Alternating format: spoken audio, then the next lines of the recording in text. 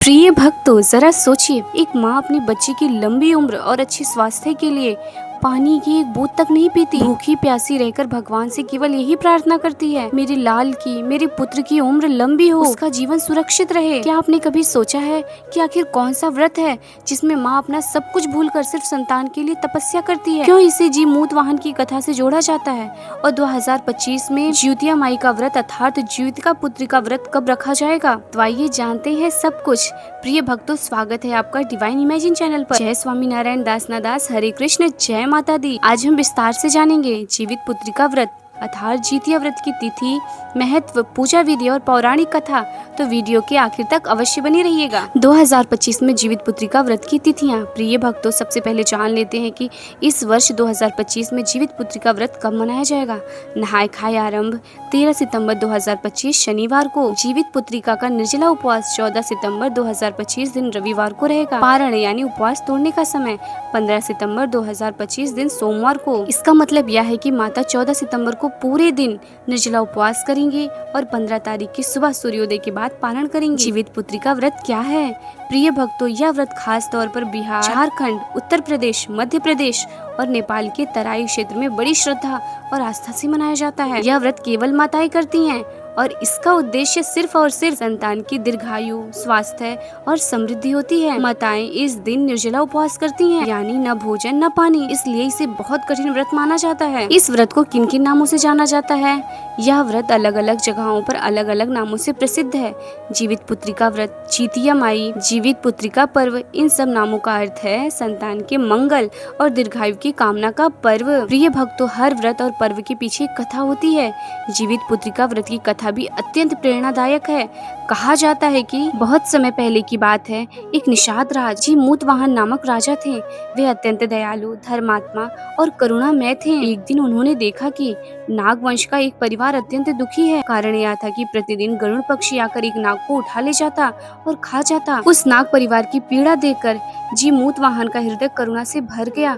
उन्होंने संकल्प लिया कि आज मैं स्वयं उस गरुड़ को अपना शरीर अर्पित करूंगा ताकि नागवंश की रक्षा हो सके। और सचमुच जीमूतवाहन गरुड़ के सामने आकर खड़े हो गए। गरुड़ ने देखा कि एक मनुष्य स्वयं अपने प्राण देने आया है तो वह चकित हो गया। उसने पूछा, हे राजन, तुम ऐसा क्यों कर रहे हो? जीमूतवाहन ने कहा, हे गरुड़, नागवंश को बचाने के लिए मैं स्वयं अपने प्राण देने आया हूँ। गरुड़ उनकी निस्वार्थ भावना से अत्यंत प्रसन्न हुआ। उसने कहा, हे राजन, तुम्हारे इस त्याग से मैं बहुत प्रभावित हुआ हूँ। आज से मैं नागों को नहीं खाऊंगा और तुम्हारा नाम युगों युगों तक अमर रहेगा। प्रिय भक्तों, इसी कारण इस व्रत को जीमूतवाहन की स्मृति का पर्व भी कहा जाता है। आइए एक और अन्य कथा का श्रवण करते हैं, सावित्री और सत्यवान की। प्रिय भक्तों, इस व्रत से जुड़ी एक और कथा भी सुनाई जाती है। एक बार सावित्री ने अपने पति सत्यवान के प्राण यमराज से छुड़ा। सावित्री की तपस्या और व्रत के बल से मृत्यु भी पीछे हट गई थी। इसी से प्रेरणा लेकर जीवित पुत्री का व्रत की परंपरा और भी मजबूत हो गई। प्रिय भक्तों, अब जानते हैं इस व्रत की पूजा विधि।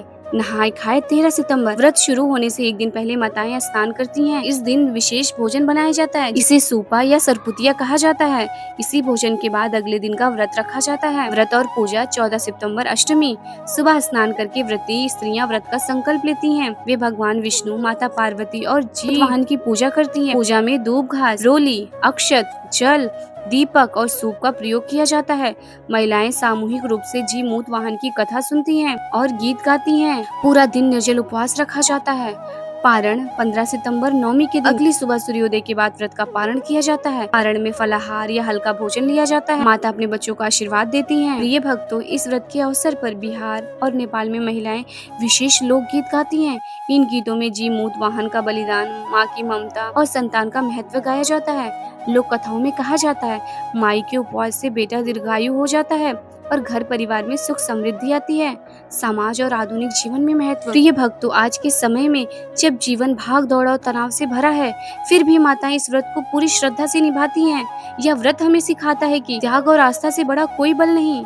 माँ का प्रेम और व्रत संतान के लिए सबसे बड़ा कवच है। और हमारी संस्कृति में व्रत केवल कर्मकांड नहीं बल्कि आध्यात्मिक शक्ति का स्रोत। तो आइए भक्तों, जानते हैं इसका क्या निष्कर्ष निकलता है। तो जीवित पुत्री का व्रत केवल एक धार्मिक अनुष्ठान नहीं है, बल्कि यह माँ की ममता और त्याग का उत्सव है। आइए इस पावन अवसर पर हम सभी माताओं को प्रणाम करें और संतानों के कल्याण की प्रार्थना करें। तो भक्तों, आप सुन रहे थे डिवाइन इमेजिन चैनल पर जीवित पुत्रिका व्रत की संपूर्ण कथा और व्रत विधि। अगर यह कथा आपके हृदय को स्पर्श कर गई हो तो इस वीडियो को लाइक, शेयर, सब्सक्राइब करना ना भूलें। जय स्वामीनारायण दास, हरे कृष्ण। जीवित पुत्रिका माता की जय।